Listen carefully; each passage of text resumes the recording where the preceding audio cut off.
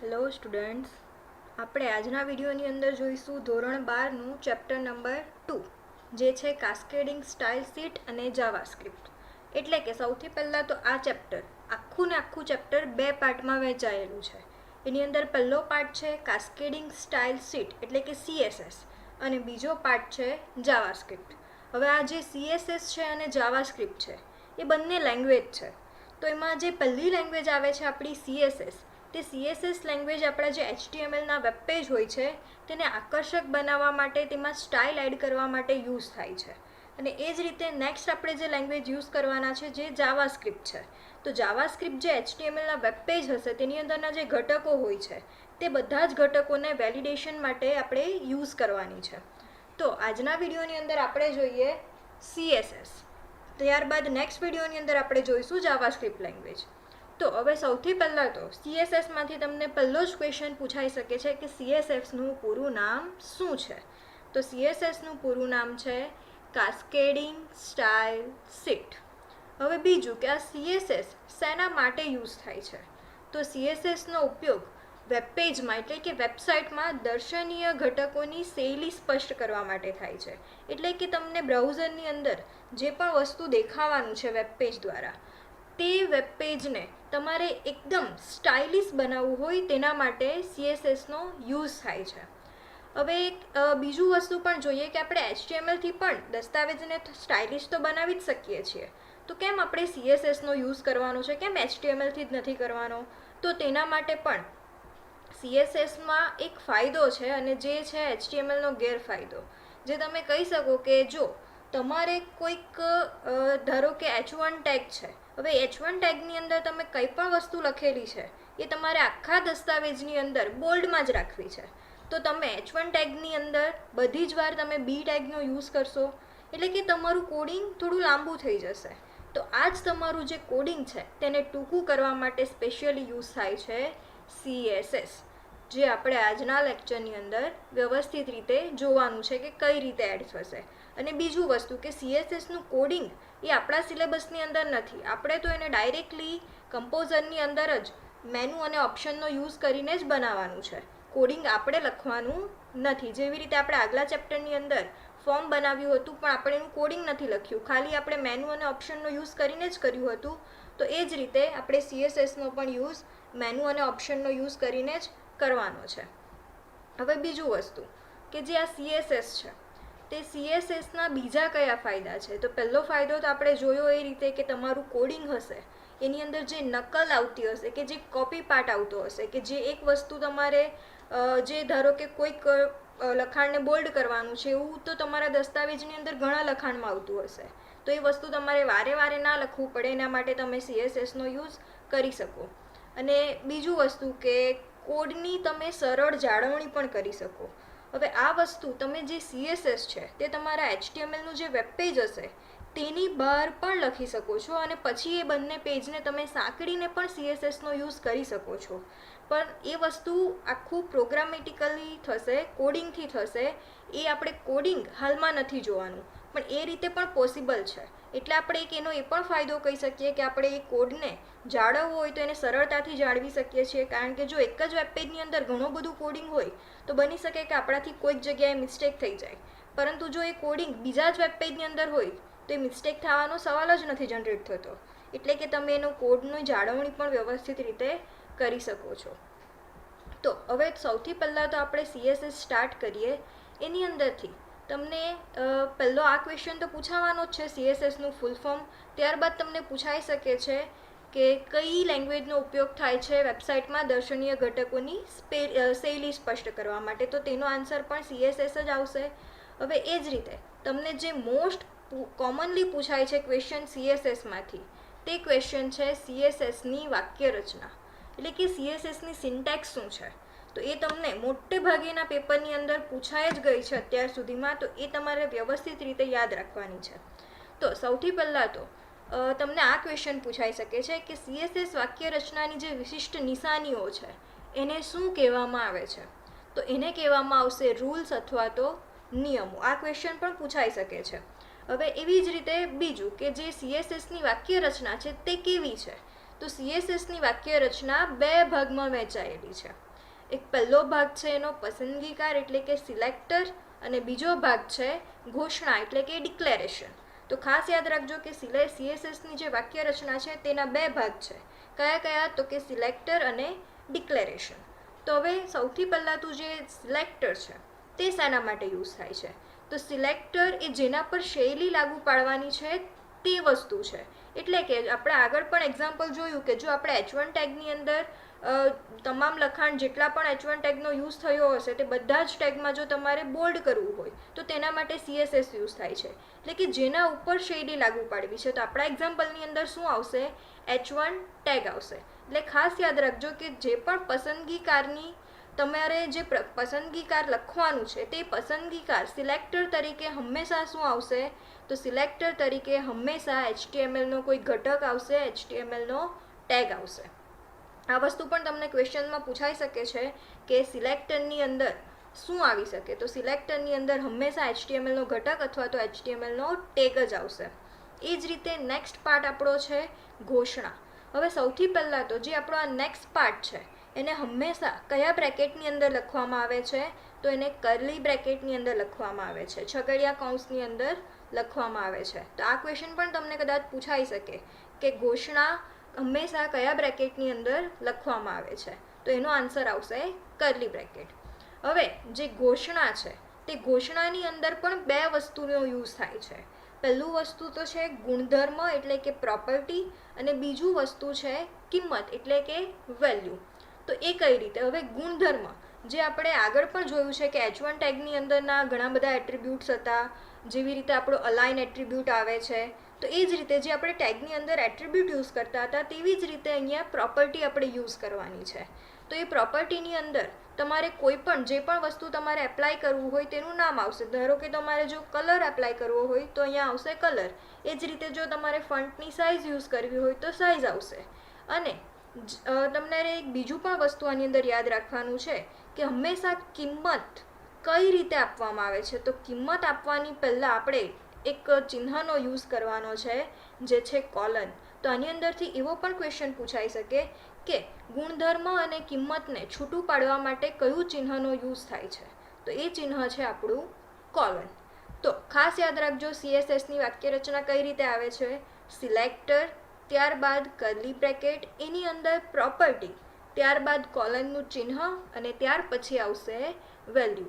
હવે જો તમે એક કરતાં વધારે પ્રોપર્ટીનો યુઝ કર્યો હોય તો ત્યારે તમારે સેમિકોલન દ્વારા એ બધી જ પ્રોપર્ટીને જુદી પાડવાની રહેશે. તો આ જ હતું આપણું CSSની વાક્ય રચના. ખાસ યાદ રાખજો સિલેક્ટર તરીકે હંમેશા HTMLનો ઘટક આવશે, પ્રોપર્ટી તરીકે જે પણ ગુણધર્મ હશે તે આવશે અને ત્યારબાદ તેની વેલ્યુ યુઝ થશે. અને આમાંથી ક્વેશ્ચન ઘણીવાર પૂછાય છે એટલે હજી પણ કહું છું કે વ્યવસ્થિત રીતે યાદ રાખજો આની વાક્ય રચના શું છે.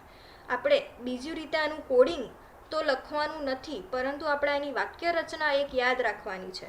આજે આ વાક્ય રચના પ્રમાણેનું કોડિંગ છે તે તો આપોઆપ જ જનરેટ થવાનું છે, પરંતુ આપણે આજે એક જ વાક્ય રચનામાંથી CSSમાંથી તમારે યાદ રાખવાની છે. એ તો તમને પૂછાશે જ બોર્ડની અંદર પણ. અને તમને આમાંથી એક બીજી પણ રીતે ક્વેશ્ચન પૂછાય છે. તમને આવી રીતે એક એક્ઝામ્પલ આપી દીધું હશે CSSની વાક્ય રચનાનું અને પૂછશે કે આની અંદરથી H1 એ શું છે? તો H1 એ શું છે? તો એ એક સિલેક્ટર છે. કાં તો એ રીતે પૂછાય કે કલર એ શું છે? તો કલર એ પ્રોપર્ટી છે અને ગ્રીન એ શું છે? તો એ વેલ્યુ છે. હવે આપણે CSS કઈ રીતે એપ્લાય થાય કમ્પોઝરની મદદથી તે પણ થોડું જોઈ જ લઈએ એટલે આપણને વધારે આઈડિયા આવશે. તો હવે સૌથી પહેલાં તો આ CSS છે તે કમ્પોઝરમાં તો બાય ડિફોલ્ટ તમે એનો યુઝ કરી જ શકો છો, પરંતુ એ છતાંય તમારે જોવું હોય કે તમે CSSનો યુઝ કરી શકો છો કે નથી કરી શકતા. તો એના માટે તમારે ટૂલ્સ મેનુમાંથી પ્રેફરન્સીસ વિકલ્પ યુઝ કરવાનો હોય છે. હવે અહીંયા તમને પ્રેફરન્સીસ એવો કોઈ વિકલ્પ દેખાતો નથી.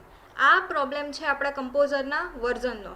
તો હાલમાં ટૂલ્સ મેનુમાંથી ઓપ્શન્સમાં એ સેમ વસ્તુ આવે છે, પણ તમારે બુક પ્રમાણે યાદ રાખવાનું છે. એટલા માટે જો કદાચ તમને ક્વેશ્ચન એક્ઝામની અંદર પૂછાઈ જાય કે તમે CSSનો પૂર્વ નિર્ધારિત રીતે યુઝ કરો તેની ખાતરી કરવા માટે કયા મેનુનો યુઝ થશે, તો તેની અંદર જવાબ તરીકે આવશે ટૂલ્સ મેનુમાંથી પ્રેફરન્સીસ.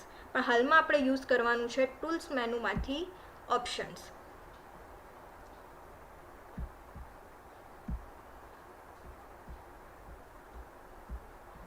હવે તમે અહીંયા જોઈ શકો છો કે જે કાસ્કેડિંગ સ્ટાઇલ શીટ એડિટિંગ છે એનું જે ચેકબોક્સ છે તે ઓલરેડી ચેક જ છે. એનો મિનિંગ કે તમે બાય ડિફોલ્ટ રીતે પૂર્વ નિર્ધારિત રીતે CSSનો યુઝ કરી શકો છો. તો બસ આ એક વસ્તુ તમારે થોડું યાદ રાખવાનું છે. હવે મેં અહીંયા થોડું લખાણ એડ કર્યું છે જેથી આપણે એના ઉપર આપણી સ્ટાઇલ એપ્લાય કરીને ચેક કરી શકીએ કે બરાબર વર્ક કરે છે કે નહીં. તો હવે સૌથી પહેલાં તો જે આ કમ્પ્યુટર સ્ટડીઝ લખેલું છે તે મેં લખ્યું છે ચેપ્ટર H1 ટેગની અંદર. જોઈ શકો છો તમે અહીંયા કે H1 ટેગની અંદર મેં કમ્પ્યુટર સ્ટડીઝ લખ્યું છે. ત્યારબાદ બીજું પણ H1 ટેગની અંદર મેં લખ્યું છે ચેપ્ટર નંબર 2. એ જ રીતે ફર્સ્ટ CSS એ પણ મેં લખ્યું છે H1 ટેગની અંદર, અને એ જ રીતે સેમ મેં H1 ટેગની અંદર કાસ્કેડિંગ સ્ટાઇલ શીટ પણ લખ્યું છે. તો હવે જે આ H1 ટેગની અંદર મેં 3 કે 4 શબ્દ લખેલા છે એ તમામને મારે એકી સાથે આ CSS રૂલ એપ્લાય કરવા છે, CSSનો યુઝ કરીને એની સ્ટાઇલ ચેન્જ કરવી છે. તો એ કઈ રીતે થશે? હાલમાં મેં જ્યાં જ્યાં પણ H1 લખ્યું હશે તે તમામની સ્ટાઇલ એકી સાથે ચેન્જ થઈ જશે. શેનો યુઝ કરીને? CSSનો યુઝ કરીને. તો સૌથી પહેલાં તો એ કઈ રીતે થશે? તો એના માટે સૌથી પહેલાં તમને ક્વેશ્ચન પૂછાઈ શકે છે કે કમ્પોઝરમાં CSSનો યુઝ કરવા માટે કયા બટનનો યુઝ થાય છે? તો કમ્પોઝરની અંદર CSSનો યુઝ કરવા માટે કાસ્કેડ બટનનો યુઝ થાય છે. અને બીજું પણ તમને ક્વેશ્ચન પૂછાય છે કે CSSની અંદર જે આ કાસ્કેડ બટન છે તે કયા ટૂલબાર પર આવેલું છે? તો એ ટૂલબારનું નામ છે કમ્પોઝિશન ટૂલબાર. તો ખાસ યાદ રાખજો, તમને આ ક્વેશ્ચન ઘણીવાર અત્યાર સુધીમાં પણ પૂછાઈ ગયા છે અને હવે પછી પણ પૂછાઈ શકે છે. તો હવે આપણે સ્ટાર્ટ કરીએ કે CSS એડ કઈ રીતે થાય. તો એના માટે તો સૌથી પહેલાં તો હું જેવું કાસ્કેડ બટન પર ક્લિક કરીશ ત્યારે મને વેબ પેજનું સૌથી પહેલાં તો એ ટાઇટલ માંગશે. તમે કોઈ પણ ટાઇટલ આપી શકો છો. હાલમાં હું આપી દઉં છું A2. અને એ જ રીતે તમને સેવ કરવાનું પણ કહેશે, તો હાલમાં હું સેવ પણ A2ના નામે જ કરી દઉં છું. ઓકે, હવે મેં સેવ કરી દીધું છે. હવે જે તમને ડાયલોગ બોક્સ દેખાય છે એ છે તમારો ડાયલોગ બોક્સ CSS સ્ટાઇલ શીટનો. એટલે કે તમારે જે પણ સ્ટાઇલ આપવી હોય તે હવે તમે અહીંયાથી આપી શકશો. તો સૌથી પહેલાં તો જે આ ડાયલોગ બોક્સ તમને દેખાય છે એની અંદર તમને 7 ટેબ દેખાય છે. તો આ ક્વેશ્ચન પણ ઘણીવાર એક્ઝામમાં પૂછાય છે કે CSS સ્ટાઇલ શીટના ડાયલોગ બોક્સની અંદર કેટલા ટેબ આવેલા હોય છે? તો એની અંદર 7 ટેબ આવેલા હોય છે અને કયા કયા આવેલા હોય છે એ પણ તમને પૂછાય છે. તો એ પણ તમારે નામ યાદ રાખવાના રહેશે કે general, text, background, borders, box, list and oral. હવે તમારે આ 7 ટેબના પણ નામ યાદ રાખવાના છે. હવે એની અંદરથી આપણે ખાલી 4 ટેબનો જ યુઝ કરવાનો છે. બાકીના 3 ટેબ એ આપણા સિલેબસની અંદર નથી. તો હવે જે સૌથી પહેલો જનરલ વિકલ્પ છે તેની અંદર હાલમાં આપણે લખવાનું છે ન્યૂ સ્ટાઇલ રૂલ બનાવવાનો છે. એના માટે સૌથી પહેલાં તો તમારે કયા ટેગ માટે સ્ટાઇલ રૂલ બનાવવો છે એ અહીંયા તમારે લખવાનું રહેશે. તો હાલમાં આપણે H1 ટેગનો યુઝ કરીએ છીએ, એટલે કે આપણે સિલેક્ટર તરીકે શાનો યુઝ કરવાના છે? હાલમાં H1 ટેગનો યુઝ કરવાના છે. તો ત્યારબાદ આપણે પ્રેસ કરવાનું છે ક્રિએટ સ્ટાઇલ રૂલ. હવે જેવું તમે અહીંયા ક્રિએટ સ્ટાઇલ રૂલ સિલેક્ટ કરશો એટલે તમને અહીંયા સિલેક્ટર H1 દેખાઈ જશે કે હાલમાં આપણે સિલેક્ટર સિલેક્ટ કરી દીધું છે. ત્યારબાદ જે ડિક્લેરેશનનો પાર્ટ છે એ હવે પછી આપણે સિલેક્ટ કરવાનો છે. હવે જો તમારે ડિક્લેરેશનનો પાર્ટ લખીને પણ યુઝ કરવો હોય તો પણ કરી શકો છો, અને નહીં લખો તો બાકીના ટેબની મદદથી તમે એના જે ઓપ્શન્સ આવે છે તેની મદદથી પણ કરી શકશો. હવે સૌથી પહેલાં તો અહીંયા તમને દેખાય છે કે ફન્ટ ફેમિલી એટલે કે ફન્ટની સ્ટાઇલ. તમારે ફન્ટની સ્ટાઇલ કઈ આપવી છે એની અંદર નીચે તમને ઘણા બધા ઓપ્શન્સ પણ દેખાય છે. તો તમારે જે પણ આપવી હોય તે તમે સિલેક્ટ કરી શકો છો. હાલમાં હું એરિયલ આપી દઉં છું. હવે ખાસ યાદ રાખજો કે તમારે કોઈ પણ જ્યારે પણ તમે સ્ટાઇલ શીટનો યુઝ કરો ત્યારે તમે કોઈ પણ એટ્રીબ્યુટ એની અંદર આપવા હોય તો ગુણધર્મ યુઝ કરવો હોય તે ગુણધર્મમાં ફન્ટ ફેમિલી ગુણધર્મ શેના માટે વપરાય છે એવી રીતે તમને ક્વેશ્ચન પૂછાય છે. તો ફન્ટ ફેમિલી ગુણધર્મ શેના માટે યુઝ થાય છે? તો ફન્ટની સ્ટાઇલ સિલેક્ટ કરવા માટે, ફન્ટના ટાઈપ સિલેક્ટ કરવા માટે. તમને આ ઘણીવાર આનાથી તમે ઘણીવાર ગૂંચવાઈ પણ શકો છો, કારણ કે મોસ્ટલી આપણે ફન્ટની સ્ટાઇલ અથવા તો ફન્ટની ટાઈપ એવું બોલતા હોઈએ છીએ. પણ અહીંયા જે આપણો ગુણધર્મ છે તે છે ફન્ટ ફેમિલી. તો આ એક વસ્તુ તમારે ખાસ યાદ રાખવાનું છે. ચલો આપણે એક તો સિલેક્ટ કરી દીધું છે. ત્યારબાદ જો તમારે કલર આપવો હોય તો તે પણ તમે અહીંયાથી સિલેક્ટ કરી શકો છો. હાલમાં આપણે રેડ કલર સિલેક્ટ કરી દઈએ છીએ. એ જ રીતે જો તમારે ફોન્ટનો વેઇટ એટલે કે તમારે બોલ્ડ કરવું છે કે નથી કરવું તે પણ તમે કરી શકો છો. હાલમાં હું બોલ્ડ આપી દઉં છું. તેવી જ રીતે ફોન્ટની સ્ટાઇલ છે. હવે ફોન્ટની સ્ટાઇલ એટલે એરિયલ ને બધું આની અંદર નથી આવતું, ખાસ યાદ રાખજો. ફોન્ટની સ્ટાઇલ એટલે કે જે નોર્મલ ઇટાલિક ઓબ્લિક યુ જે તમે યુઝ કરો છો તે વસ્તુ આવશે. જો તમે ઇટાલિક યુઝ કરશો તો નીચે તમે જોઈ શકો છો આઉટપુટની અંદર તમારા ફોન્ટ ક્રોસ થઈ જશે એટલે કે ઇટાલિક થઈ જશે. હાલમાં આપણે એ પણ નોર્મલ જ રાખીએ છીએ. એવી જ રીતે નેક્સ્ટ છે કેસ એટલે કે તમારે અપર કેસમાં યુઝ કરવું છે, લોઅર કેસમાં યુઝ કરવું છે. જો તમે અપર કેસ સિલેક્ટ કરશો તો નીચે જોઈ જ શકો છો કે અપર કેસમાં બધું આવી જશે. હાલમાં આપણે એ કંઈ વસ્તુ યુઝ નથી કરતા, જેવું છે તેવું જ રવા દઈએ છીએ. એ જ રીતે નેક્સ્ટ છે અલાઇનમેન્ટ. અલાઇનમેન્ટમાં તમારે સેન્ટર, લેફ્ટ, રાઇટ, જસ્ટિફાઈ જે પણ આપવું હોય તે તમે આપી શકો છો. હાલમાં હું એ પણ નથી આપતી. હવે આપણે પાછા જનરલ ટેબ પર જઈને જોઈએ. જો જે આપણે સિલેક્ટ કર્યું છે એ પ્રમાણે તમામ જે રૂલ છે, જે ડિક્લેરેશનનો પાર્ટ છે એ જનરેટ થઈ ગયું છે. પહેલું જ આપણે સિલેક્ટ કર્યું હતું ફોન્ટ ફેમિલી તો એરિયલ આવી ગયું છે. કલર સિલેક્ટ કર્યો હતો રેડ તો એ પણ આવી ગયું છે. ત્યારબાદ ફોન્ટ વેઇટ એટલે કે બોલ્ડ આપ્યું હતું તે પણ આવી ગયું છે. ત્યારબાદ ફોન્ટની જે સ્ટાઇલ છે તો આપણે નોર્મલ જ આપી છે. તે બધું જ અહીંયા તમને જનરેટ થયેલું દેખાશે. હવે એ જ રીતે જે આપણું બીજું ટેબ છે એ બીજું ટેબની અંદર તમને એવો પણ ક્વેશ્ચન પૂછાઈ શકે છે કે જો તમારે ફોન્ટનો કલર ચેન્જ કરવો હોય તો CSS સ્ટાઇલ શીટના કયા ટેબનો યુઝ કરશો? તો તે ટેબ છે ટેક્સ્ટ. તો તમારે આ પણ યાદ રાખવાનું છે ટેક્સ્ટને રિલેટેડ કંઈ પણ વસ્તુ હશે એ તમામ વસ્તુ ટેક્સ્ટ ટેબની અંદર જ આવશે. હવે એ જ રીતે જો તમારે બેકગ્રાઉન્ડનો કલર ચેન્જ કરવો હોય તો એ પણ તમે અહીંયાથી બેકગ્રાઉન્ડ ટેબમાંથી કરી શકો છો. હાલમાં વ્હાઇટ જ કલર છે. જો તમારે કોઈ બીજો કલર આપવો હોય તો તે પણ તમે આપી શકો છો. હાલમાં હું કોઈ પણ એક કલર સિલેક્ટ કરી લઉં છું. અને બીજું વસ્તુ કે જો તમારે બેકગ્રાઉન્ડની અંદર કોઈ ઇમેજ પણ આપવી હોય તો તે પણ તમે કરી શકો છો. અહીંયા તમને નીચે ઇમેજનું એક બોક્સ દેખાય જ છે. ત્યારબાદ તેની બાજુમાં તમને એક ચૂઝ ફાઇલનો ઓપ્શન પણ દેખાય છે. જો તમે એના ઉપર ક્લિક કરશો તો તમને ડાયલોગ બોક્સ ખુલશે અને તમારે જે પણ પિક્ચર એડ કરવું હોય તે તમે અહીંયાથી એડ કરી શકશો. હાલમાં આપણે કોઈ પિક્ચર નથી આપતા, હું કલર જ આપું છું. હવે એક બીજું પણ તમને પૂછાય છે કે ઓપેસિટી વિકલ્પ કયા ટેબની અંદર આપવામાં આવેલો હોય છે? તો આ જે ઓપેસિટી વિકલ્પ છે હંમેશા કયા ટેબની અંદર આવે છે? બેકગ્રાઉન્ડ ટેબની અંદર. હવે એ જ રીતે નેક્સ્ટ આપણું જે ટેબ છે તે બોર્ડર્સ. જો તમારે બોર્ડર્સ આપવી હોય તમામ જે પણ છે તમારા જે લખાણ છે એ બધા જ લખાણને ફરતે જો તમારે બોર્ડર આપવી હોય તો એ બોર્ડરની સ્ટાઇલ કેવી રાખવી છે, તમારે ટોપમાં બોર્ડર આપવી છે, રાઇટમાં આપવી છે, બોટમમાં આપવી છે કે લેફ્ટમાં આપવી છે, એની વિડ્થ કેટલી રાખવી છે, એનો કલર કયો રાખવો છે, એ વસ્તુ તમે બોર્ડર ટેબની અંદરથી સિલેક્ટ કરી શકો છો. તો આ વસ્તુ પણ કદાચ ક્વેશ્ચનની અંદર પૂછાય છે કે જો મારે ટોપમાં બોર્ડર આપવી હોય તો એ બોર્ડર આપવા માટે કયા ટેબની અંદર જવું પડશે? તો તે ટેબ છે બોર્ડર્સ ટેબ. હવે જે બાકીના 3 ટેબ છે તે હાલમાં આપણા સિલેબસની અંદર નથી એટલે આપણે એ જોવાની જરૂરત નથી. તો ખાસ યાદ રાખજો ટેક્સ્ટની મદદથી તમે ટેક્સ્ટને રિલેટેડ કોઈ પણ ચેન્જીસ હોય તે કરી શકો છો. બેકગ્રાઉન્ડની મદદથી બેકગ્રાઉન્ડમાં રંગ આપી શકો છો અથવા તો ઇમેજ મૂકી શકો છો. અને બોર્ડર્સની મદદથી તમે બોર્ડર્સ આપીને એના પર એની કઈ સ્ટાઇલ બોર્ડરની આપવી છે, કયો કલર આપવો છે તે સિલેક્ટ કરી શકો છો, ડિસાઇડ કરી શકો છો. હવે તમે જોઈ શકો છો કે જે જનરલ ટેબ છે તેની અંદર જે આપણે જે સ્ટાઇલ આપેલી છે એ તમામ સ્ટાઇલના રૂલ જનરેટ થઈ જ ગયા છે. હવે તમને એક બીજો પણ ક્વેશ્ચન પૂછાય છે કે જે પણ તમે સ્ટાઇલ રૂલ બનાવો છો એ સ્ટાઇલ રૂલ તમને સ્ટાઇલ રૂલ માટેનું કોડિંગ કયા ટેબની અંદર જોવા મળે છે? તો ખાસ યાદ રાખજો જે સ્ટાઇલ રૂલ માટેનું કોડિંગ છે તે હંમેશા કયા ટેબમાં જોવા મળશે? જનરલ ટેબની અંદર જોવા મળશે. તો આ ક્વેશ્ચન પણ બોર્ડમાં ઘણીવાર પૂછાઈ શકે છે તો તમારે આ વસ્તુ પણ યાદ રાખવાનું છે. તો હવે આપણે ઓકે આપીને જોઈ લઈએ કે જે આપણે આપ્યું છે એ વ્યવસ્થિત રીતે દેખાય છે કે નહીં.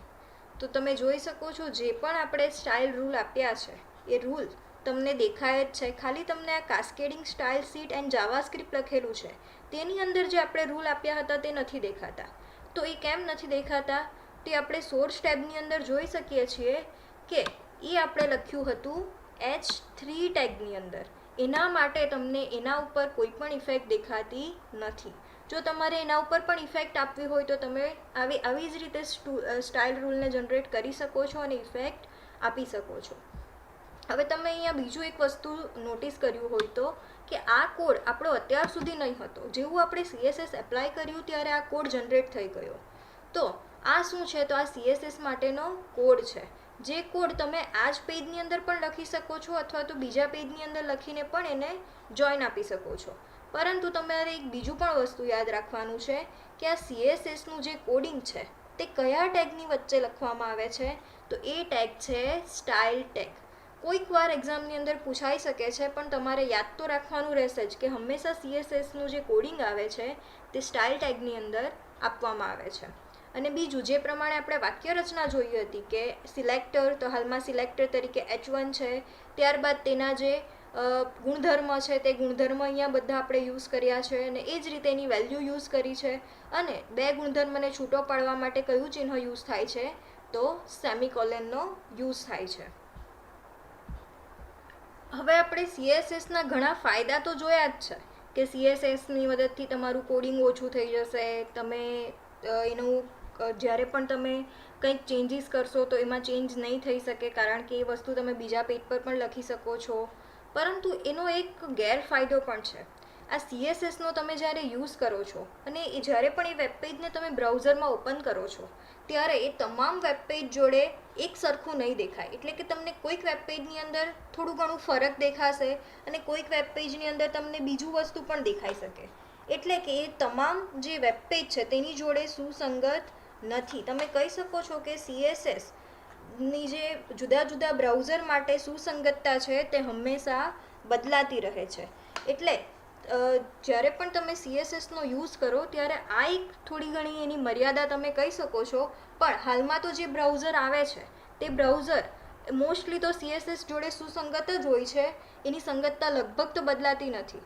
એટલે કે આ પ્રશ્ન હતો એ અત્યાર સુધીનો હતો, હવે પછીનો એ પ્રશ્ન નથી. એટલે હવે પછી આપણે જો યુઝ પણ કરીશું તો તેના માટે કોઈ જ પ્રોબ્લેમ નથી. પણ કદાચ તમને એક્ઝામની અંદર પૂછાય કે CSSની મર્યાદા શું છે, ગેરફાયદો શું છે, તો તમારે આ એક વસ્તુ યાદ રાખવાનું છે કે જુદા જુદા બ્રાઉઝર માટે CSSની સુસંગતતા બદલાતી રહે છે. તો હવે જે નેક્સ્ટ લેક્ચર છે તેની અંદર આપણે જોવાનું છે જાવાસ્ક્રિપ્ટ. CSS તમારા સિલેબસની અંદર આટલું જ આપેલું છે. એના સિવાય ડિટેલમાં તમારે CSS જો તમે કમ્પ્યુટરની ફિલ્ડ લઈને આગળ જશો તો તમારે ભણવાનું રહેશે. બાકી આપણા સિલેબસની અંદર તો આટલું જ છે. હવે નેક્સ્ટ લેક્ચરની અંદર આપણે જોઈશું જાવાસ્ક્રિપ્ટ.